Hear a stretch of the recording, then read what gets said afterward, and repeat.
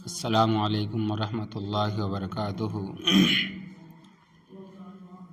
الحمد للہ نحمده ونستعینه ونستغفره ونؤمن به ونتوکل علیہ ونعوذ باللہ من شرور انفسنا ومن سیئات اعمالنا من يهده اللہ فلا مضل له ومن يضلله فلا هادی له ونشهد أن لا إله إلا الله وحده لا شريك له ونشهد أن سيدنا ومولانا محمدا عبده ورسوله صلى الله تعالى عليه وعلى آله وأصحابه وبارك وسلم تسليما كثيرا أما بعد فأعوذ بالله من الشيطان الرجيم بسم الله الرحمن الرحيم اهدنا الصراط المستقيم صراط الذين أنعمت عليهم غير المغضوب عليهم ولا الضالين وقال الله تعالى يا أيها الذين آمنوا أطيعوا الله وأطيعوا الرسول وأولي الأمر منكم وقال الله تعالى وما آتاكم الرسول فخذوه وما نهاكم عنه فانتهوا۔ میرے قابل احترام بزرگوں اور محترم خواتین، میں اس وقت انشاءاللہ تبارک و تعالی ماہ رجب کے بارے میں کچھ باتیں بیان کروں گا۔ ان کو بیان کرنے سے پہلے تمہید کے طور پر چند باتیں عرض کرتا ہوں، توجہ کے ساتھ سنیں اور سمجھنے کی کوشش کریں اور عمل کرنے کا اہتمام فرمائیں۔ سارے قرآن کریم کا خلاصہ سورہ فاتحہ ہے، اور سورہ فاتحہ کا خلاصہ یہ ہے اہدنا الصراط المستقیم صراط الذین انعمت علیہم غیر المغضوب علیہم ولا الضالین۔ ترجمہ اس کا یہ ہے کہ اللہ تبارک و تعالی ہمیں سیدھے راستے کی ہدایت عطا فرما، ان لوگوں کے راستے کی جن پر آپ نے انعام کیا، نہ کہ ان لوگوں کے راستے کی جن پر غضب نازل ہوا ہے، اور نہ ان کے راستے کی جو بھٹکے ہوئے ہیں۔ سیدھا راستہ اور اس کو حاصل کرنے کا طریقہ، اس کا حاصل یہ ہے کہ اللہ تبارک و تعالی ہم کو سیدھا راستہ نصیب فرمائے، اور یہ سیدھا راستہ اللہ تبارک و تعالی کی عطا کرنے سے ملتا ہے، خود بخود نہیں ملتا۔ اس لیے بندے کی طرف سے اللہ تبارک و تعالی کی بارگاہ میں دعا اور درخواست سکھلائی گئی ہے کہ ہم سے صراط مستقیم مانگو، ہم تمہیں سیدھا راستہ بتائیں گے۔ اور بعد والی آیات میں اللہ پاک نے یہ بتایا ہے کہ صراط مستقیم اور سیدھا راستہ کا ملنا کسی اللہ والے کی صحبت سے حاصل ہوتا ہے، محض پڑھنے سے حاصل نہیں ہوتا، بلکہ باعمل لوگوں کی خدمت میں وہ صحبت میں رہنے سے ملتا ہے۔ اور اللہ والے کون لوگ ہیں؟ اللہ تبارک و تعالی اللہ والے وہ لوگ ہیں جن پر اللہ تبارک و تعالی نے انعام فرمایا۔ اور وہ کون لوگ ہیں؟ وہ انبیاء کرام علیہ الصلاۃ والسلام ہیں، ان کے بعد صدیقین رحمۃ اللہ علیہ، شہداء رحمۃ اللہ علیہ، اولیاء رحمۃ اللہ علیہ۔ اللہ پاک نے ان لوگوں کو ہدایت دی ہے اور ان کو سیدھا راستہ عطا فرمایا، جس کی وجہ سے وہ ہدایت یافتہ ہیں اور اللہ تبارک و تعالی کی بارگاہ میں کامیاب و مقبول اور محبوب ہے۔ ساتھ میں یہ بھی بتا دیا کہ تم ان لوگوں کے ساتھ رہو اور ان کی صحبت میں رہو، لیکن جو لوگ اسلام کے، مسلمانوں کے، اللہ تبارک و تعالی اس کے رسول صلی اللہ علیہ وسلم کے دشمن ہے، وہ ہرگز صراط مستقیم اور ہدایت پر نہیں ہے، ان سے دور رہو۔ اگر ان کے پاس بیٹھو گے، ان سے رابطے رکھو گے تو ان کی بری صحبت کا اثر تمہارے اندر بھی آئے گا، جس کے نتیجے میں تم صراط مستقیم سے ہٹ سکتے ہو۔ اس لیے ایسے لوگوں سے دور رہو اور پہلی قسم کے لوگوں کے ساتھ رہو۔ دوسری بات یہ ہے کہ خود سرکار دو عالم جناب رسول اللہ صلی اللہ علیہ وسلم نے اپنے متعدد ارشادات میں صراط مستقیم یعنی سیدھا راستہ اور صراط مستقیم سے ہٹ کر گمراہی اور بے دینی کے راستے کو مثال دے کر سمجھایا۔ حدیث شریف میں اس کی یہ مثال آپ صلی اللہ علیہ وسلم نے دی ہے کہ ایک راستہ بالکل سیدھا ہے اور اس کے دائیں بائیں کچھ ٹیڑھے راستے ہیں، ان کے درمیان کا راستہ صراط مستقیم کی مثال ہے، جو سیدھا جنت میں جانے والا ہے اور اللہ تبارک و تعالیٰ کی رضا حاصل کرنے کا راستہ ہے۔ راستہ بتانے والے سرکار دو عالم صلی اللہ علیہ وسلم ہیں، اور منزل پر پہنچانے والے اللہ جل شانہ ہے، اور منزل سے مراد جنت میں داخل ہونا ہے۔ اور جتنے راستے دائیں بائیں نکل رہے ہیں ان میں سے ہر راستہ گمراہی کے راستے کی مثال ہے۔ جو گمراہی کا راستہ ہے، بے دینی کا راستہ ہے، ان تمام راستوں کے آخر میں شیطان بیٹھا ہوا ہے، اور جو بھی ان راستوں پر چلے گا وہ شیطان تک پہنچے گا، اور شیطان جہنم میں جانے والا ہے، اور وہ اپنے تابعداروں کو جہنم میں لے جانے والا ہے۔ لہذا سیدھے راستے پر چلو اور دائیں بائیں کے راستے سے بچو۔ جو ذلت کے راستے ہیں، ناکامی کے راستے ہیں، تباہی اور بربادی کے راستے ہیں۔ صراط مستقیم سارے قرآن کا نام ہے، جس کو شریعت کہتے ہیں، اسی کو اللہ تبارک و تعالی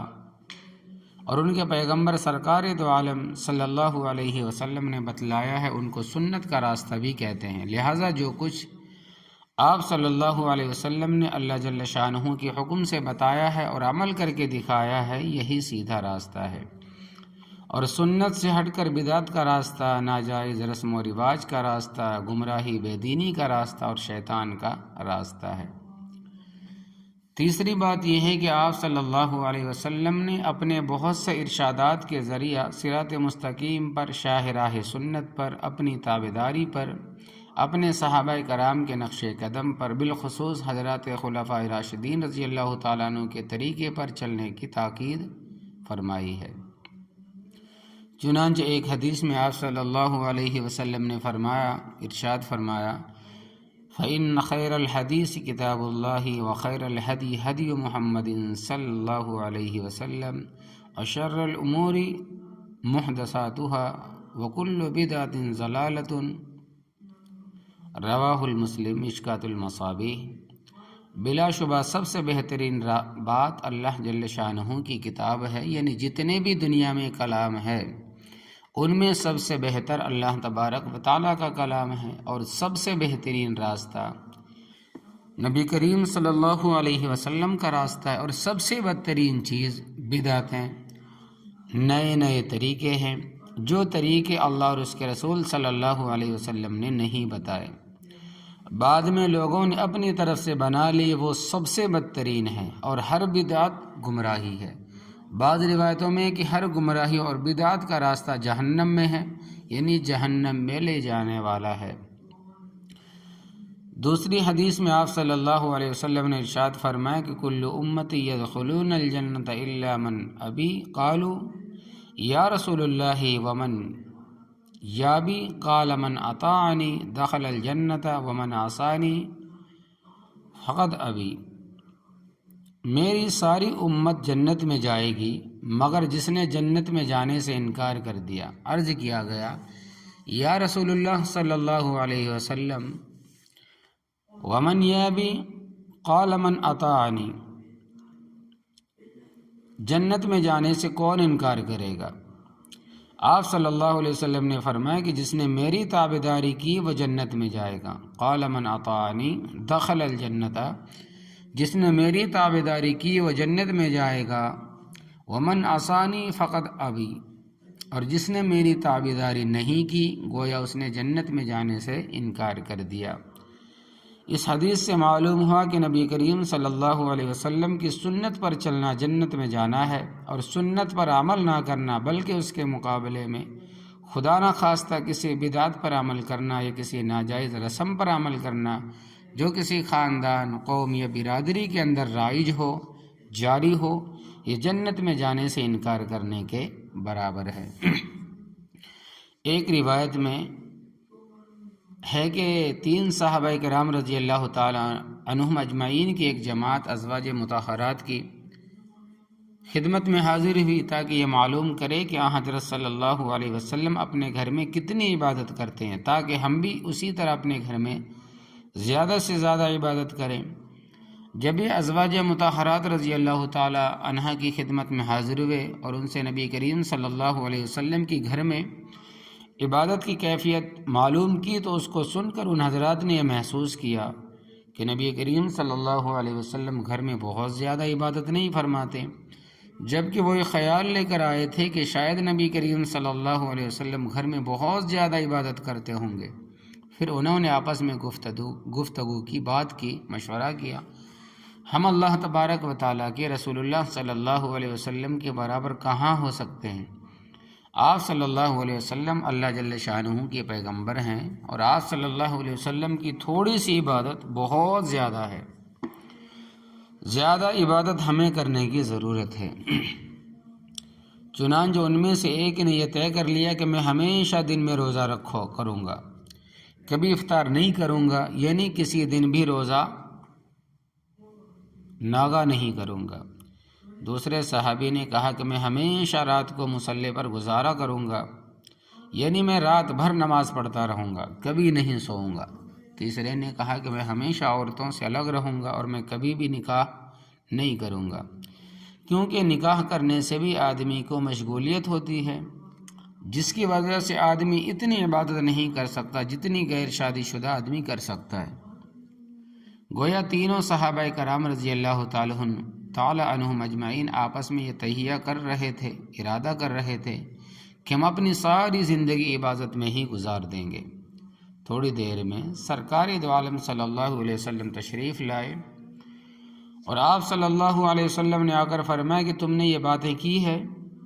آپ صلی اللہ علیہ وسلم کو اللہ تبارک و تعالیٰ نے وحی کے ذریعے بتلا دیا کہ تمہارے ان تین صحابہ کرام نے یہ باتیں کی ہے۔ صحابہ کرام رضی اللہ عنہم اجمعین نے فرمایا کہ جی ہاں۔ تو آپ صلی اللہ علیہ وسلم نے فرمایا کہ میں تم سے زیادہ اللہ تبارک و تعالیٰ سے ڈرنے والا ہوں، میں تم سب سے زیادہ اللہ تبارک و تعالیٰ کی بارگاہ میں تقوی والا ہوں، لیکن میرا طریقہ یہ ہے کہ میں روزہ بھی رکھتا ہوں اور نہیں بھی رکھتا، میں رات کو سوتا بھی ہوں اور جاگتا بھی ہوں، اور میں عورتوں سے نکاح بھی کرتا ہوں۔ چنانچہ آپ صلی اللہ علیہ وسلم کی 11 بیویاں تھیں، اور انتقال کے وقت آپ صلی اللہ علیہ وسلم کے نکاح میں 9 بیویاں تھیں۔ اس کے بعد آپ صلی اللہ علیہ وسلم نے فرمایا کہ فمن رغب عن سنتی فلیس منی،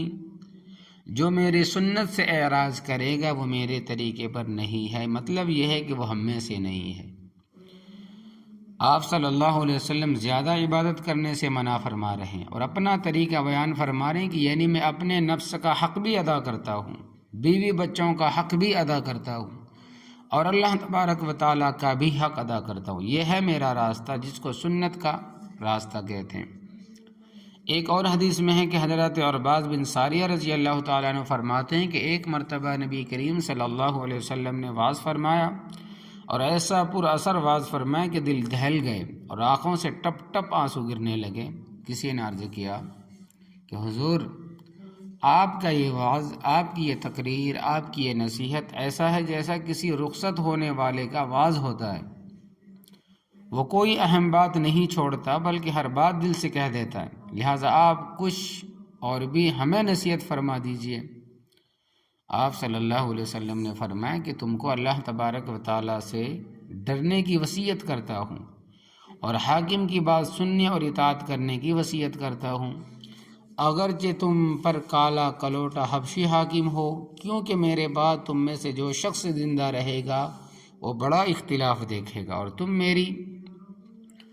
اور تم پر میری اور میرے خلفائے راشدین کی سنت پر عمل کرنا لازم ہے، میرے اور ان کے طریقے کو مضبوطی سے تھامنا، اور تم نئے طریقوں سے پرہیز کرنا، کیونکہ ہر نیا طریقہ بدعت ہے اور ہر بدعت گمراہی ہے۔ مطلب یہ ہے کہ حضرات خلفائے راشدین رضی اللہ تعالی عنہم اجمعین کی سنت کی تاکید کے بارے میں ہے۔ تو اس حدیث کا خلاصہ یہ ہے کہ اس میں آپ صلی اللہ علیہ وسلم نے اپنے اور حضرات خلفائے راشدین کا طریقہ اختیار کرنے کی خوب تاکید فرمائی۔ ان سب احادیث سے معلوم ہوا کہ صراط مستقیم سنت کے راستے کا نام ہے، اور راہ سنت وہ ہے جسے نبی کریم صلی اللہ علیہ وسلم نے بیان فرمایا یا اپنے عمل سے کر کے بتایا، یا اسی طرح وہ راستہ جو حضرات خلفائے راشدین نے بتایا اور عمل کر کے دکھایا۔ جب یہ بات سمجھ میں آ گئی تو اب ماہ رجب کے بارے میں اب سنتے جائیں۔ رجب کے مہینے کے بارے میں صرف ایک چیز صحیح سند کے ساتھ حضرت صلی اللہ علیہ وسلم سے ثابت ہے، اور وہ 3-4 باتیں جو ہمارے معاشرے میں رائج ہیں ثابت نہیں، لہذا جو چیز ثابت ہے اسے کرنا ہے اور جو ثابت نہیں ہے اسے نہیں کرنا۔ جو بات ثابت ہے وہ یہ ہے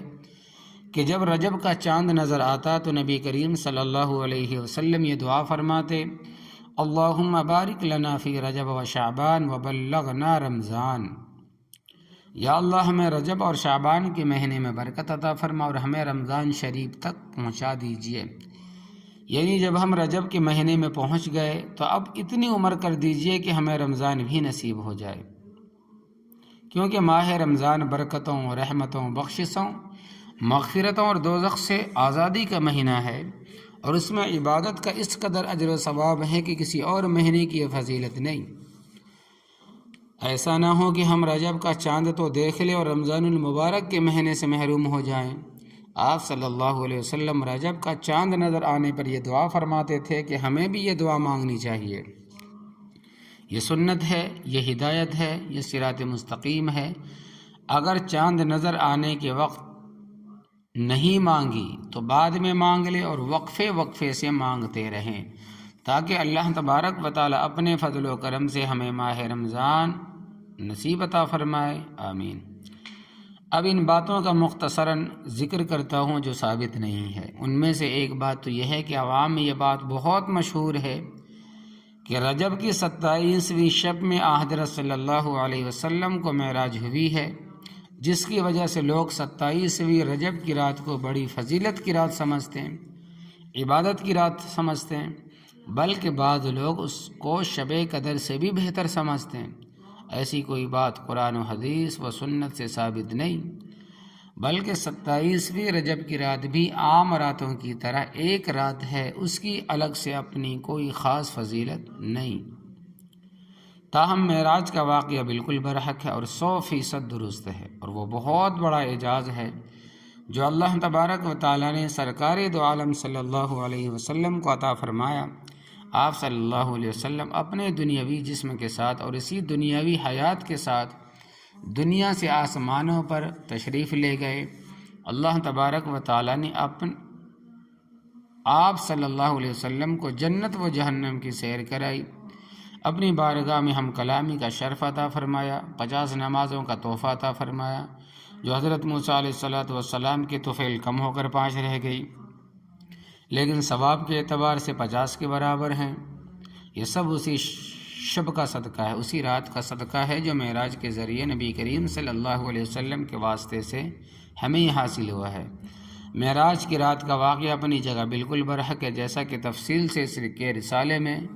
بتایا جا چکا ہے کہ اس کے پہلے کی 2 بیانیں ہو گئی ہیں، آپ اس میں سن لیں۔ لیکن اول تو رجب کی 27ویں شب میں اس واقعے کے ہونے کا کوئی پکا ثبوت نہیں، مشہور قول یہی ہے، لیکن یہ کوئی مستند بات نہیں کہ معراج رجب کی 27ویں شب میں ہوئے، کیونکہ بعض روایتوں میں یہ ہے کہ معراج ربیع الاول کے مہینے میں ہوئی تھی، بعض روایتوں میں ہے ماہ رجب کا ذکر ہے، بعض روایتوں میں کسی اور مہینے کا ذکر ہے، چنانچہ اس سلسلے میں 10 قول ہیں۔ پھر اس رات کی مذکورہ فضیلت جو لوگوں نے اپنی طرف سے بنائی ہے، وہ اس کو عبادت اور فضیلت کی راہ سمجھتے ہیں، اس کا سرے سے کوئی ثبوت ہی نہیں۔ دلیل اس کی یہ ہے کہ سرکار دو عالم صلی اللہ علیہ وسلم کو جو معراج ہوئی ہے، ایک قول کے مطابق وہ نبوت ملنے کے 5 سال بعد ہوئی ہے، یعنی سن 5 نبوی کو مکہ مکرمہ میں آپ صلی اللہ علیہ وسلم کو معراج ہوئی۔ اس کے بعد آپ صلی اللہ علیہ وسلم مزید 18 سال دنیا میں حیات رہے۔ آپ صلی اللہ علیہ وسلم کی زندگی میں 18 مرتبہ رجب کی 27ویں شب آئی، لیکن آپ صلی اللہ علیہ وسلم نے کسی مرتبہ میں بھی اس رات کی الگ سے کوئی فضیلت بیان نہیں کی، اور آپ صلی اللہ علیہ وسلم اس رات میں بطور خاص عبادت کرنے اور اس کا اہتمام کرنے کی کوئی تاکید یا ترغیب منقول نہیں۔ حالانکہ دیگر فضیلت والی راتوں کی عظمت، اہمیت اور ان کی فضیلت آپ سے ثابت ہے۔ مثلا شب قدر کے بارے میں سب جانتے ہیں کہ بڑی مبارک رات ہے، اس میں عبادت کرنے کا بڑا ثواب ہے، اور یہ فضیلت قرآن شریف کے سورۃ القدر سے ثابت ہے، اور اس کی تفسیر و تفصیل حضرت صلی اللہ علیہ وسلم نے بیان فرمائی۔ علماء ہر سال رمضان شریف میں شب قدر کے فضائل بیان فرماتے ہیں، ایسے ہی شب برات کی فضیلت بھی احادیث طیبہ سے ثابت ہے، قرآن پاک کی آیات سے بھی دلالتاً ثابت ہے، ایک حدیث میں ہے کہ سال میں 5 راتیں ایسی ہے جو آدمی ان راتوں میں عبادت کرے گا اس کے لیے جنت واجب ہو جائے گی۔ اس میں ایک 8 ذی الحجہ کی رات، دوسرے 9 ذی الحجہ کی رات، تیسرے 10 ذی الحجہ کی رات، چوتھے عید الفطر کی رات، پانچویں شب قدر یعنی شب قدر کی رات۔ ایسے ہی یکم ذی الحجہ سے لے کر 10 ذی الحجہ تک کی 10 راتیں بڑی فضیلت والی ہے۔ ان راتوں کی فضیلت احادیث سے ثابت ہے، ان میں سے ہر رات کی عبادت شب قدر کی عبادت کے برابر ہے، اور ان کے ہر دن کا روزہ 1 سال کے روزوں کے برابر ہے۔ تو ان مذکورہ راتوں کی فضیلت قرآن و حدیث سے ثابت ہے، اور وہ بیان بھی کی جاتی ہے، اس پر مسلمان عمل کرنے کی کوشش بھی کرتے ہیں، لیکن رجب کی 27ویں رات کی فضیلت صحیح سند کے ساتھ آپ صلی اللہ علیہ وسلم سے ثابت نہیں۔ پھر نبی کریم صلی اللہ علیہ وسلم کے اس دنیا سے تشریف لے جانے کے بعد 100 سال تک دنیا میں صحابہ کرام رضی اللہ تعالیٰ عنہ اجمعین رہے، صحابہ کرام رضی اللہ عنہ رہے۔ آخری صحابی رضی اللہ تعالیٰ عنہ جو اس دنیا سے رخصت ہوئے ان کا نام حضرت فضل ابن عباس رضی اللہ تعالیٰ عنہ ہے۔ یہ نبی کریم صلی اللہ علیہ وسلم کے چچا زاد بھائی ہے۔ آپ صلی اللہ علیہ وسلم کے انتقال کے 100 سال بعد ان کا انتقال ہوا ہے۔ 100 سال میں 100 مرتبہ رجب کا مہینہ آیا، لیکن اس پورے عرصے میں کسی صحابی نے اس رات میں جاگنا، عبادت کرنا، اس رات کی کوئی خاص فضیلت وغیرہ کچھ بھی منقول نہیں ہے۔ اس آخری امت میں سب سے زیادہ عبادت کرنے والے سرکار دو عالم صلی اللہ علیہ وسلم ہیں، ان کے بعد صحابہ کرام ہیں۔ کیا ان سے کوئی عبادت میں بڑھ سکتا ہے؟ ان سے زیادہ کوئی اللہ تبارک و تعالیٰ کی اطاعت کر سکتا ہے؟ جب نبی کریم صلی اللہ علیہ وسلم نے خود ہی فرما دیا کہ میں تم سے زیادہ اللہ تبارک و تعالیٰ سے ڈرنے والا ہوں، اور تم سے زیادہ اللہ تبارک و تعالیٰ کی بارگاہ میں عبادت کرنے والا ہوں، لہٰذا تم میرا طریقہ اختیار کرو۔ آپ صلی اللہ علیہ وسلم کے طریقے میں اس شب میں جاگنا یا اس کی کوئی خاص فضیلت سمجھنا یا اس کو عام راتوں سے بڑھ کر کوئی خاص اہمیت دینا ثابت نہیں، لہذا یہ سیدھا راستہ نہیں، یہ بدعت کا راستہ ہے، یہ گمراہی کا راستہ ہے، یہ دوزخ کا راستہ ہے، یہ شیطان کا راستہ ہے، جہنم کا راستہ ہے، جس سے ہمیں بچنا چاہیے۔ اسی طرح اس رات کی اہمیت بعض لوگ سمجھتے ہیں کہ ایسے ہی 27ویں شب کے روزے کا بھی بعض لوگ بڑا اہتمام کرتے ہیں اور اس کی بھی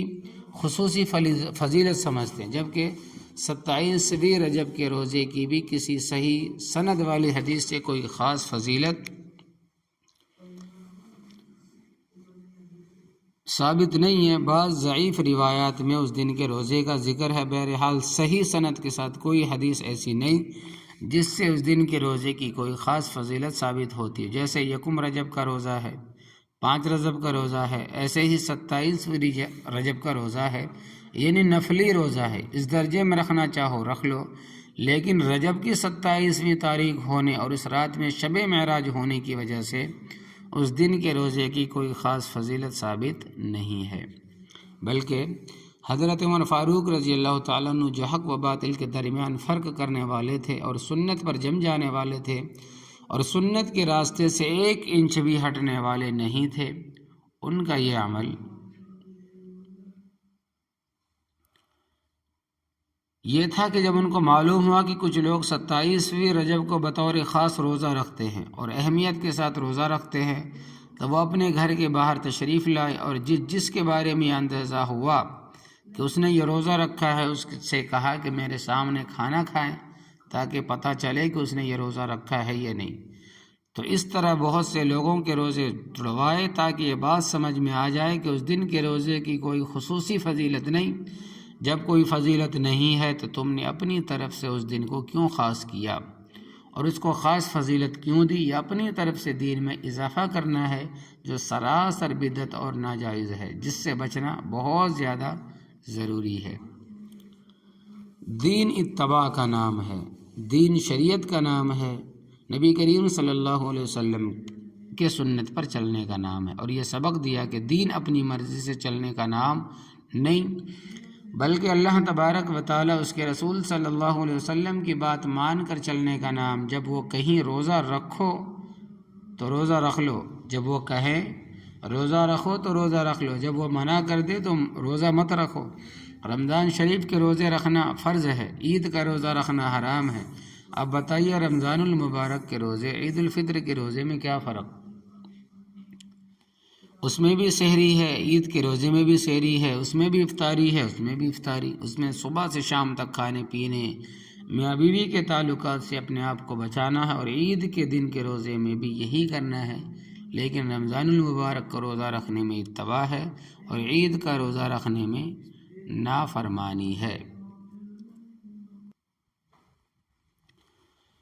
یہ جیسا نماز ہے، اگر کوئی مغرب کی 3 رکعت کے بجائے 4 رکعت پڑھ لے تو دیکھیے اس نے 1 رکعت زیادہ پڑھی، اور اس رکعت میں بھی اس نے وہی پڑھا جو تیسری رکعت میں پڑھا ہے۔ کوئی شراب نہیں پی، کوئی جوا نہیں کھیلا، کوئی سٹا نہیں کھیلا، کوئی گالی گلوچ نہیں کی، کوئی جھوٹ نہیں بولا، کوئی غیبت نہیں کی، بلکہ نماز میں قیام کیا، رکوع کیا، قومہ کیا، سجدہ کیا، قاعدہ کیا، جلسہ کیا، تحیات پڑھی۔ یہ سب نیک کام ہے، اور یہ نیکیاں ہی نیکیاں کی ہے۔ اس کے باوجود اگر آپ کسی بھی مسلمان سے پوچھیں گے تو وہ کہے گا بالکل ناجائز اور حرام ہے، اور حرام اس لیے ہے کہ یہ طریقہ اللہ تبارک و تعالیٰ اس کے رسول صلی اللہ علیہ وسلم نے نہیں بتایا۔ انہوں نے 3 فرض بتائے ہیں، لہذا 3 ہی پڑھنے ہوں گے، خواہ ہماری عقل اور سمجھ میں آئے یا نہ آئے۔ تو اسی طرح سمجھ لو کہ 27ویں رجب کے روزے کی کوئی خصوصی اہمیت اور فضیلت ثابت نہیں ہے، لہذا اس کے پیش نظر روزہ رکھنا جائز نہیں ہے۔ تیسری بات یہ ہے کہ چلو مان لیا کہ رجب کی 27ویں شب میں معراج ہونے کا واقعہ تو مشہور قول کے مطابق ثابت ہے، اور ضعیف روایتوں سے کچھ نہ کچھ روزے کا ثبوت بھی ملتا ہے، لیکن 27ویں رجب کو جو کنڈے کیے جاتے ہیں یا 22 رجب کو جو کنڈے کیے جاتے ہیں، یہ بالکل بھی ثابت نہیں، یہ خالص اپنی طرف سے بنائی ہوئی ایک بدعت ہے جو ہندوستان سے چلی آ رہی ہے۔ ہندوستان میں یہ بڑے زور و شور کے ساتھ منائی جاتی تھی، اب یہاں بھی منائی جاتی ہے۔ یہ کنڈے ہمارے یہاں ایسے لازم سمجھے جاتے ہیں کہ چاہے کوئی ساری عمر نماز نہ پڑھے، ساری عمر رمضان کا روزہ نہ رکھے، زکوٰۃ فرض ہو ادا نہ کرے، حج فرض ہو لیکن حج نہ کرے، اور چاہے وہ شراب پیے، جوا کھیلے، سٹا کھیلے، چاہے غیبت کرے، چاہے جھوٹ بولے، اس پر کوئی کچھ نہیں بولے گا۔ لیکن اگر کنڈے نہیں کیے تو سب اس پر لعن طعن کریں گے، ملامت کریں گے، ارے تو وہاں بھی ہو گیا ہے، اور یہ کیا ہو گیا، وہ ہو گیا۔ یہ زبردست ہندوستان کے اندر بریلی شریف کے اندر تقریباً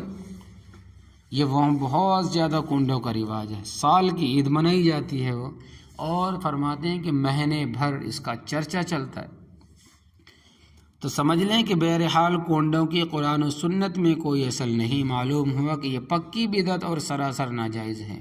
اور یہ صراط مستقیم سے ہٹا ہوا راستہ ہے جو دوزخ کی طرف لے جانے والا ہے۔ آج کل ایک رسم اور چل پڑی ہے کہ جہاں 27ویں رجب میں عبادت وغیرہ کا خاص اہتمام کیا جاتا ہے، وہاں مساجد کو لائٹوں کے ذریعے سجایا جاتا ہے، قمقمے لگائے جاتے ہیں، بعض لوگ اپنے گھروں کو بھی سجاتے ہیں۔ اندر کنڈوں کی رسم میں حلوہ پوری چلتی ہے اور باہر لائٹیں جلتی ہیں۔ کنڈوں کی خرابی اوپر آ چکی اور ضرورت سے زیادہ لائٹیں جلانے میں 2 خرابی، ایک یہ کہ اس طرح چراغاں کرنا ثابت نہیں اور ثابت ہو بھی نہیں سکتا، اس لیے کہ یہ اسراف ہے، فضول خرچی ہے، اور اسراف سراسر گناہ کبیرہ ہے۔ جب ایک جائز اور مباح چیز میں اسراف ممنوع ہو تو یہاں وہ کیسے جائز ہو سکتا ہے؟ چنانچہ حضرت عبداللہ ابن عمر بن عاص رضی اللہ تعالیٰ عنہما سے روایت ہے کہ حضرت سعد بن وقاص رضی اللہ تعالیٰ عنہ وضو کر رہے تھے اور اس میں پانی ضرورت سے زیادہ خرچ کر رہے تھے۔ رسول اللہ صلی اللہ علیہ وسلم ان کے پاس سے گزرے تو آپ نے اسے فرمایا، سعد یہ کیسا اسراف ہے، کیسا فضول خرچی ہے، یعنی پانی بلا ضرورت کیوں بہائے جا رہے ہو؟ انہوں نے عرض کیا کہ حضور، کیا وضو کے پانی میں بھی اسراف ہے، فضول خرچی ہے؟ یعنی کیا وضو میں پانی زیادہ استعمال کرنا بھی اسراف میں داخل ہے؟ آپ نے فرمایا کہ ہاں، یہ بھی اسراف میں داخل ہے، فضول خرچی میں داخل ہے، اگرچہ تم کسی بہتی ہوئی نہر کے کنارے پر ہی کیوں نہ وضو کرتے ہو۔ اس حدیث میں آپ نے واضح فرما دیا کہ وضو میں بھی ضرورت سے زیادہ پانی استعمال کرنا اسراف ہے جس سے بچنا چاہیے، لہذا اگر کوئی نہر کے کنارے وضو کر رہا ہو اور بلا ضرورت پانی استعمال کرے تو وہ بھی درست نہیں۔ لہذا جب وضو جو عبادت ہے اس میں اسراف جائز نہیں ہے تو گناہ ہے، یعنی کہ جو عبادت وضو ہے اس میں اسراف اس میں بھی جائز نہیں ہے، گناہ ہے۔ تو 27 رجب کی شب میں چراغاں کرنا، 27 رجب کی رات میں گھر کو روشن کرنا، لائٹیں لگانا کوئی عبادت بھی نہیں بلکہ گناہ، اور گناہ کے کام میں اسراف اور زیادہ گناہ ہے جس سے بچنا بہت ضروری۔ ہمارے یہاں بجلی کا قحط ہے، لوڈ شیڈنگ سے لوگ عاجز اور بیزار ہیں، اور حال یہ ہے کہ آسائے حالات میں بعض مبارک راتوں اور اپنی طرف سے بنائی ہوئی فضیلت والی رات میں بے شمار لائٹیں لگائی جاتی ہے اور قمقمیں لگائی جاتی ہے، سراسر اسراف ہے، جو ناجائز ہے، گناہ ہے، جو ہدایت کا راستہ نہیں گمراہی کا راستہ ہے۔ اس میں دوسری خرابی یہ ہے کہ اس میں ہندوؤں کے عمل کے ساتھ مشابہت ہے، کیونکہ ہندوؤں میں جب دیوالی ہوتی ہے تو اس میں وہ چراغاں کیا کرتے ہیں، یہ پرانی رسم ہے جو ان کے یہاں چلی آ رہی ہے، اور اس میں آتش پرستوں کی مشابہت بھی ہے، کیونکہ آتش پرستوں کا معبود آگ ہے، اس لیے وہ اپنی خوشی کے مواقع پر زیادہ سے زیادہ چراغاں کرتے ہیں تاکہ زیادہ سے زیادہ ان کا خدا ان کے سامنے رہے اور ان کا دل خوش ہو۔ تو اس میں مجوسیوں کی مشابہت ہندوؤں کی مشابہت ہے، اور نبی کریم صلی اللہ علیہ وسلم نے فرما دیا کہ ما تشبہ بقوم فہو منہم، جو کسی قوم کی مشابہت اختیار کرے گا وہ انہی میں شمار کیا جائے گا۔ یہ گناہ اس رات میں کثرت سے ہوتا ہے، لہٰذا اس رات میں جاگنے سے، روزہ رکھنے سے، اپنے گھروں میں چراغاں کرنے سے، کنڈے وغیرہ بھی بھرنے سے بچنا چاہیے۔ یہ کام بدعت ہے، یہ ناجائز ہے، یہ خلاف شریعت ہے، یہ گمراہی کے راستے ہیں، یہ صراط مستقیم سے ہٹ کر ہے۔ صراط مستقیم یہ ہے کہ رجب کے بارے میں حضرت صلی اللہ علیہ وسلم سے جو دعا ثابت ہے وہ مانگتے رہیں۔ اسی طرح آپ صلی اللہ علیہ وسلم کے عمل سے یہ بات بھی معلوم ہوتی ہے کہ رجب کے مہینے سے آپ صلی اللہ علیہ وسلم کو رمضان کے مہینے کا شوق شروع ہو جاتا تھا۔ ہمارے اندر بھی یہ شوق ہونا چاہیے۔ شوق کا مطلب یہ ہے کہ ہم ابھی سے رمضان شریف کے لیے تیاری شروع کر دیں اور ماہ رمضان کے لیے اپنا ایسا نظام زندگی بنائیں کہ رمضان شریف میں ہمیں زیادہ سے زیادہ وقت اللہ تبارک و تعالیٰ کی عبادت کے لیے ملے۔ اللہ تبارک و تعالی ہمیں ہمیشہ صراط مستقیم پر، سنت کے راستے پر، حضرات خلفائے راشدین رضی اللہ تعالی عنہم کے راستے پر، دین کے راستے پر قائم و دائم رکھے، آمین یا رب العالمین۔ وآخر دعوانا ان الحمد للہ رب العالمین، وصلی اللہ تعالی علی خیر خلقہ محمد وآلہ واصحابہ اجمعین برحمتک یا ارحم الراحمین۔